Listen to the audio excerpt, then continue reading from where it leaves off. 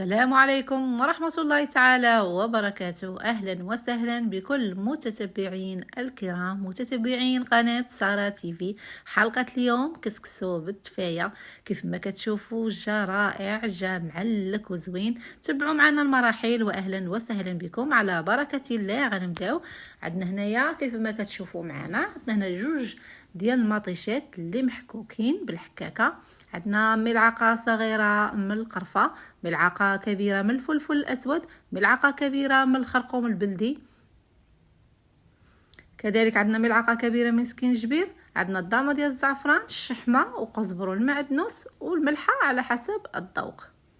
بطبيعه الحال عندنا هنايا دجاجه طوسيه اللي غسلناها ونقيناها بالملح والحامض وخليناها كتسقطر، وكميه ديال البصل اللي غنديروا به التفايه كيبقى دائما على حسب افراد الاسره.